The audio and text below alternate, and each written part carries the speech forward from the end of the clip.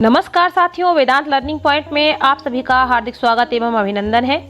आज मैं आप सभी के लिए एक नया वीडियो लेके आई हूँ जिसका नाम है रूसों का शिक्षा में योगदान।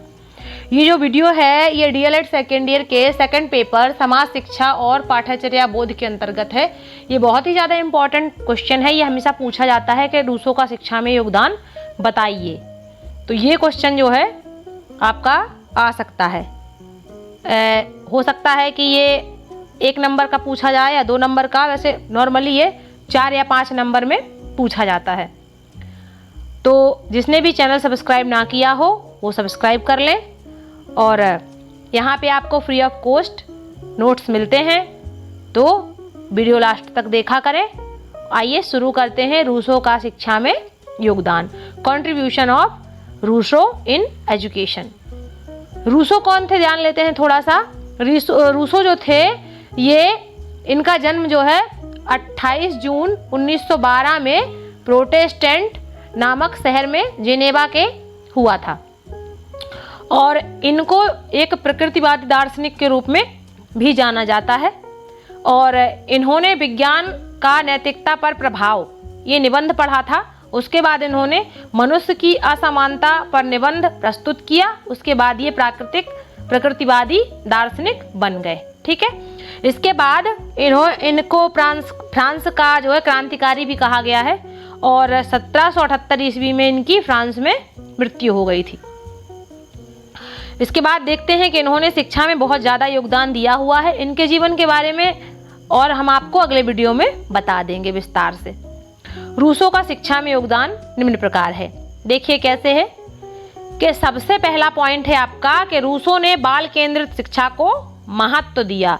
रूसों ने क्या किया कि बाल केंद्रित शिक्षा को महत्व दिया। अगर पूछे कि रूसों ने किसको महत्व दिया तो आप बता सकते हैं कि रूसों ने बाल केंद्रित शिक्षा को महत्व दिया, यानी कि शिक्षा बाल केंद्रित होनी चाहिए, बच्चे को केंद्र में रख के होनी चाहिए। उसके अनुसार बालक की शिक्षा में व्यक्तिगत भिन्नता पर भी विशेष ध्यान दिया जाए। व्यक्तिगत भिन्नता कैसी? जैसे कोई बच्चा पढ़ने में कमजोर है या कोई बच्चा अधिक प्रतिभाशाली है या कोई बच्चा जो है मंद बुद्धि का है, जल्दी नहीं समझ पाता है चीज़ों को, या बच्चा दिव्यांग है। इस तरीके से उन्होंने बालक की शिक्षा में व्यक्तिगत भिन्नता पर ध्यान, मतलब कि व्यक्तिगत जो भिन्नता है बालकों की उस पर भी उन्होंने ध्यान दिया। कि मतलब उनका ये था कि सबको पढ़ाना है, सभी बच्चों पे ध्यान दे के उनको बराबर हिसाब से सबको बराबर रूप से पढ़ाना है। ठीक है, इसके बाद है बालक की अवस्थाओं के अनुकूल ही पाठ्यक्रम होना चाहिए। इन्होंने कहा कि बालक की अवस्थाओं के अनुकूल ही पाठ्यक्रम होना चाहिए। मतलब बच्चा अगर 2.5 से 3 साल का होता है तो बच्चा उसे प्री प्राइमरी में बिठा दिया जाता है, केजी नर्सरी में।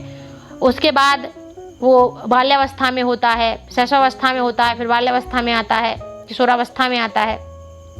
उसी के अनुसार उसकी क्लासेस बढ़ती हैं। तो इन्होंने कहा कि बच्चे की जो अवस्था हो, अगर बच्चा 3-4 साल का है तो बच्चे का जो पाठ्यक्रम होना चाहिए उसी हिसाब से होना चाहिए।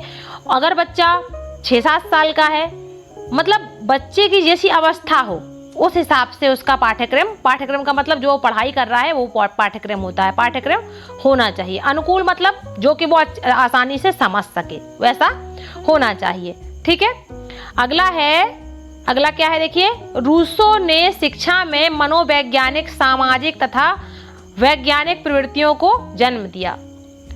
उन्होंने क्या कहा कि शिक्षा जो है मनोवैज्ञानिक रूप से भी दी जानी चाहिए, सामाजिक रूप से भी, वैज्ञानिक रूप से। ये सारी प्रवृत्तियों को उन्होंने जन्म दिया। प्रवृत्तियां एक तरीके से आदतें भी कह सकते हैं। इन आदतों को मतलब कि उन्होंने कहा कि सब तरीके से बच्चों को शिक्षित करना चाहिए, उस तरह की आदत का विकास करना चाहिए शिक्षक को अपने अंदर कि वो सभी तरीके से बच्चे को शिक्षा दे सके। 5वां है शिक्षा में अनुशासन स्थापना के लिए दमनात्मक विधि को अनुचित बताया। देखिए, अनुशासन रखना है, लेकिन ये नहीं बच्चे को मार मार के जो है अनुशासित किया जाए। बच्चे को समझा के भी अनुशासित किया जा सकता है। बच्चे को आप डरा दोगे तो पढ़ने नहीं आएगा। तो बच्चे में अनुशासन रखिए, आंखें दिखाइए। बच्चे को इस तरह बनाइए कि आप आंखें दिखाएं जोर से, बच्चा डर जाए। ये नहीं कि आप उसमें दे दनादन उसकी पिटाई करें तब वो माने, नहीं। उसे जो है उसका अनुशासन जो हो वो आपकी नज़रों से होना चाहिए कि शिक्षक आया क्लास में, बच्चों को लगे कि हाँ टीचर आ गए हैं, तो बच्चे अच्छे से अपना बैठ जाएं और अनुशासन में रहें। अगला क्या बताया उन्होंने, यथार्थ ज्ञान को महत्व दिया। यथार्थ यानी कि जो सही है बच्चे को वो शिक्षा दी जाए, यथार्थ ज्ञान को महत्व दिया जाए। नैतिक एवं चारित्रिक विकास अनुभव तथा अभ्यास के आधार पर बताया। नैतिक आप समझते हैं, जैसे कि आपके अंदर सभ्यता हो, नैतिक विकास हो, नैतिक चीजें हो। चारित्रिक क्या है, आपका चरित्र अच्छा हो, आपका हाव भाव, आपका व्यवहार, आपके क्रियाकलाप सब अच्छे होने चाहिए, आप जो भी करें अच्छा हो, चरित्र आपका अच्छा हो, मतलब आप एक अच्छे जेंटलमैन टाइप बने, अच्छे लड़के बने, अच्छे बच्चे बने, अच्छे बने। अनुभव, जो भी आप सीख रहे हैं बच्चे को अनुभव कराना चाहिए हर चीज़ का, और जो शिक्षक का अनुभव है उस हिसाब से बच्चे का विकास करना चाहिए अनुभव के। और अभ्यास क्या है कि करके सीखना। आप अगर लिख रहे हैं, जब आप लिखेंगे कई बार लिखेंगे, एक बार नहीं बनेगा, बनाना है, मान लीजिए एक बार में नहीं बनता, 2 बार में, 4 बार में, जब तक नहीं बनता तब तक अभ्यास करिए, और आप अभ्यास करेंगे तो आप सीख जाएंगे। कहते नहीं है कि करत करत अभ्यास ते जड़मत होत सुजान, और रस्सी यावत जात ते सिल पर पड़त निशान। तो उन्होंने बताया है कि अभ्यास के आधार पे बच्चों को सिखाना चाहिए। जब तक बच्चे ना सीखें तब तक उन्हें अभ्यास कराओ। कैसे नहीं सीखेंगे, मार पीट के नहीं, अभ्यास करा के। ठीक है। अगला है क्या है, शिक्षा की प्रक्रिया में बालक के क्रमिक विकास पर बल दिया। क्रम मतलब कि धीरे धीरे बच्चे का विकास होता है, शिक्षा की प्रक्रिया में उस पर बल देना चाहिए।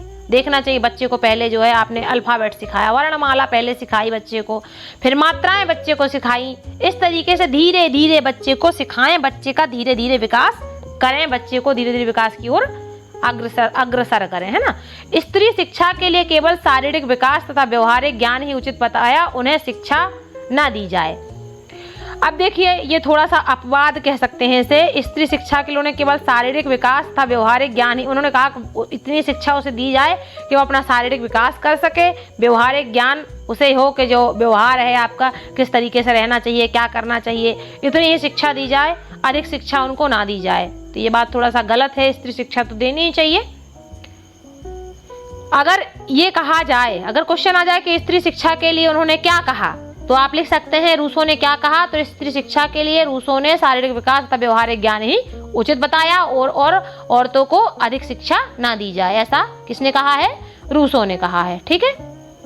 अगला है, बहुत ही ज्यादा इंपॉर्टेंट है ये पॉइंट, रूसो की पुस्तक एमील शैक्षिक साहित्य की प्रमुख निधि है। इस बार ये क्वेश्चन आया था पेपर में कि रूसो की प्रमुख पुस्तक कौन सी है, तो हम लोगों ने लिखा था कि एमील। तो ये याद रखिएगा कि रूसो की जो प्रमुख पुस्तक है वो एमील है। अगर पूछे कि रूसो की एक रचना का नाम बताइए, तो आप एमील लिख सकते हैं। ठीक है। रस्क ने क्या कहा है इसकी पुस्तक के बारे में, आइए देख लेते हैं। रस्क ने कहा है कि रस्क के अनुसार जिस दृढ़ता से रूसो ने एमील में अपने विरोधों की रूपरेखा प्रस्तुत की है वह आकर्षक है, और उसने शैक्षिक साहित्य में भी इसका स्थायी स्थान बना दिया है। अगर पूछा जाए कि रस्क ने क्या कहा रूसो की पुस्तक के लिए, तो जिस दृढ़ता से रूसो ने एमील में अपने विरोधों की रूपरेखा प्रस्तुत की है वह आकर्षक है, और उसे शैक्षिक साहित्य में इसका स्थायी स्थान बना दिया गया है। अगला है पॉल मुनरो के शब्दों में। मुनरो पॉल ने भी कुछ कहा है। क्या कहा है कि रूसो के विचारों का आधुनिक शिक्षा जगत में बहुत सम्मान है। उसकी बाल केंद्रित शिक्षा का प्रचार आधुनिक शिक्षा शास्त्र का मूल मंत्र बन गया है। अगर ये पूछ ले कि मूल मंत्र क्या बताया पॉल मुनरो ने, तो आप कह सकते हैं कि बाल केंद्रित शिक्षा का प्रचार आधुनिक शिक्षा शास्त्र का मूल मंत्र बन गया है। ठीक है। अगला है रूसो की रचनाएं। ये बहुत ही ज्यादा इंपॉर्टेंट है, रूसो की रचनाएं। आप चाहें तो नोट डाउन भी कर लीजिए। पहली रचना इनकी क्या है, देखिए इनकी पहली रचना है आपकी discourse on the origin of equality, और दूसरी रचना है इकोनॉमिक पॉलिटिक्स, और तीसरी है इनकी द सोशल कॉन्ट्रैक्ट, और चौथी है इनकी एमील। चौथी इनकी एमिल है और एमिल इनकी प्रमुख रचना है। अगर पूछे कि उनकी रचनाएं कौन कौन सी हैं तो ये आप 4 बताइए, और अगर ये पूछे कि प्रमुख कौन सी है तो एमिल बताइए। ये क्वेश्चन पिछली बार आया हुआ था, 2021 के पेपर में आया हुआ था, सेकेंड ईयर में, तो ध्यान रखिएगा। अगर आपको रूसो के बारे में या किसी अन्य शिक्षा शास्त्री के बारे में अगर जानना है तो आप कमेंट सेक्शन में ज़रूर बताएं। और आज का टॉपिक यहीं पे समाप्त होता है। अगले टॉपिक के लिए आप वेट कर लीजिए थोड़ा सा, और चैनल सब्सक्राइब ना किया हो तो सब्सक्राइब कर लीजिए। देखने के लिए आप सभी का धन्यवाद, और अगर अच्छी लगी हो पोस्ट तो लाइक ज़रूर कर दिया कीजिए। आप सभी का दिन शुभ हो, मंगलमय हो।